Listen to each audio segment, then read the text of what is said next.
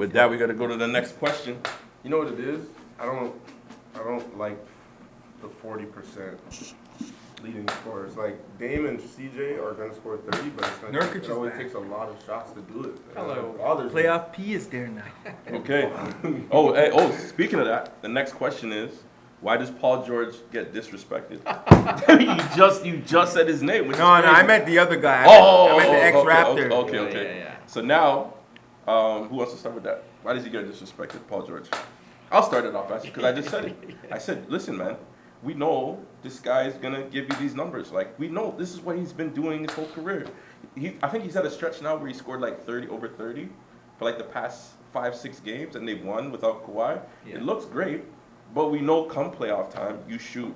Now you're going from like a 45%, 50% shooting range to now the defense is now completely locked in on this guy. He doesn't get as many calls because he doesn't drive. He's turned him more into a jump shooter. I think what happens is he just gets disrespected because of his postseason. He just never really steps it up. That's why, to your point, I know you're saying the Clippers and the matchup with Kawhi. I just don't think he's going to be able to support Kawhi when it matters. I don't know. You don't? Bouncing off what you just said, I think if we look back through history on Paul George, when he was in Indiana, he was supposed to be the next big thing, right?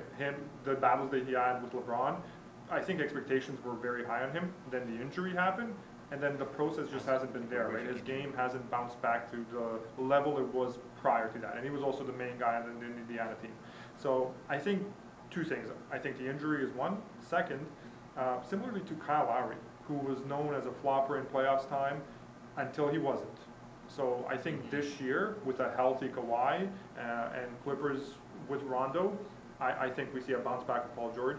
And I'm so hoping, because I snagged up a rare top shot of Paul George, and I want that value to go through the roof. Top Shot. I think we're going to get a few more plugs of Top Shot today. Yeah, for real.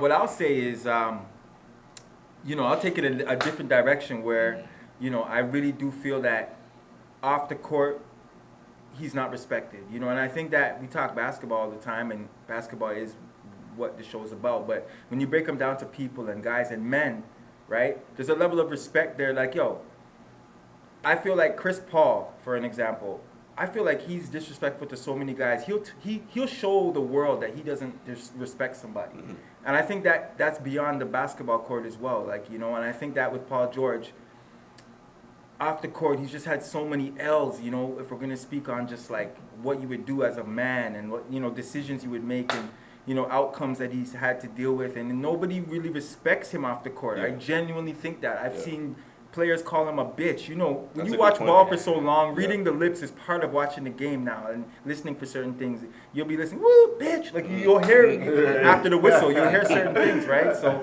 was that Booker? Who was that? Both of them, Chris Paul. A lot of people. I'm going to go ahead and say a lot of people. Now, what I'll say is they're between the lines, but when they're calling him a bitch, it's not necessarily because of ball. Right. Now, extend that to basketball. You're looking at a guy you don't respect, like, it's going to translate on the ball court. And his game doesn't help it. It's smooth, it's silky, but it's not like, you don't fear it. Mm-hmm. You don't fear it. That's true. And I think that's just an extension of who he is as a guy. Everyone's different. But he does get disrespected a lot. He's just not. He hasn't shown to make good decisions on the court, off the court, and on the court he just hasn't compensated for that with reliable and notable plays in the playoffs and stuff. Like if he was a winner, it would make up for all the bullshit off the court. Right.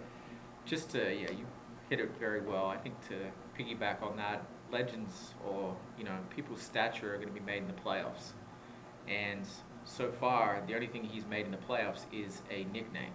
Let's be very clear. He called himself that, and let's self-proclaimed. That was my second point, was that he called himself that.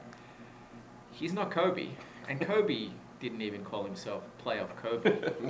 Like it's just that's where it lies for me. Just really, you got to win something first. You really got to win something. Regular season, when he was at OKC, I think he was second or third in that MVP kind of ranking. He's silky smooth. We've all mentioned it. He's averaging 22, 7, 6, those kind of numbers, and 3, and top steals. He's an elite player, but he just can't translate that into winning. And at the end of the day, when it's all said and done, everyone is typically measured on winning. He can't translate it to respect. And I don't mean to respect. correct you, but it's just he And can it's- win, but I don't think it's hard to get respect. LeBron doesn't even have everyone's. No, LeBron might Yeah, have I know what everyone's you're saying. respect, but people diss LeBron like they don't rate him. Even though I think that might be just hate. LeBron still gets disrespected a lot. He too. does, but I He's think no probably matter one of what, the you most have to respect that. Disrespected superstars we've ever seen. Yeah. By players He's- or by media? Everyone. But he's the most different and unorthodox superstar we've ever seen too. Right. Yeah. But yeah, no. So, it's a lot of game plan too. Like when I was playing, if there's a guy on another team and my coach is looking at his stats or whatever, and he gets a tech every game, my coach would definitely be like, "Hey, just talk some shit to him. He's gonna get a tech." Literally. So I think now what's starting to become with him is everything that we say to him, he's gonna react and he's gonna be thrown off. So I think that it's a little bit of a game plan too. It's like, call him a pussy, call him a bitch, and you know he'll stop playing, he'll stop Mess scoring him up. type thing. Yeah. So Yeah. I think that has a little bit to do with it for sure. And I mean he's not the only guy that they do that to. They do that to Cousins. Like everyone acts a little extra with him. You know what type of reaction you're gonna get. Yeah. They do that to Russ. You know what type of reaction you're gonna get. So I think there's a lot to do with it. The reason why I said this year in the playoffs that I believe in him a little bit more is because he has a coach that's not just gonna let him do whatever he wants. You know what I'm saying? Don't get me wrong, Doc Rivers is an amazing coach, but I feel like even what Doc Rivers was saying about Ben Simmons, he's like, oh, Ben can take any shot he wants because he's already a proven player. But even proven players need some sort of structure, and you can kind of see with this Clippers team and Ty Lue coaching. Yes, Kawhi and PG are still taking the most shots, but it's within a System, yeah. structure, it's within a system. So I think because of the coaching, that's why I believe he'll do a little better in this. I think you made a good point in regards to off the court. I didn't even think about that. Yeah, He off does the get court. disrespected off the court. So I'm gonna give that. We have a few minutes. I'll get my Skip Bayless on and give it some context.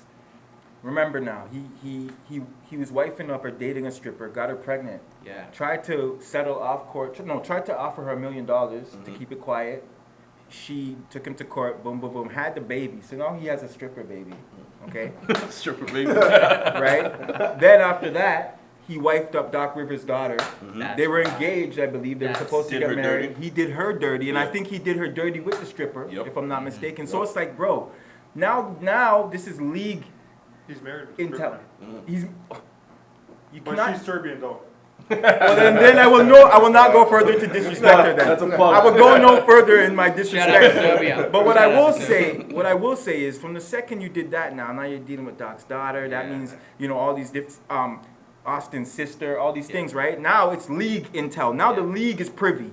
Now you did that. You disrespect Now we a lot don't of rate people. you, and that's your own fault. And he was talking crazy about Doc Rivers when he left too. That was Yeah. another thing that the players Like- don't respect him for. Like, bro, You you're know? just torching yourself. So now it's like you better win or else. And Oh, now yeah. that he's not winning, If he doesn't win this year, I guarantee Clippers make a change. They have to.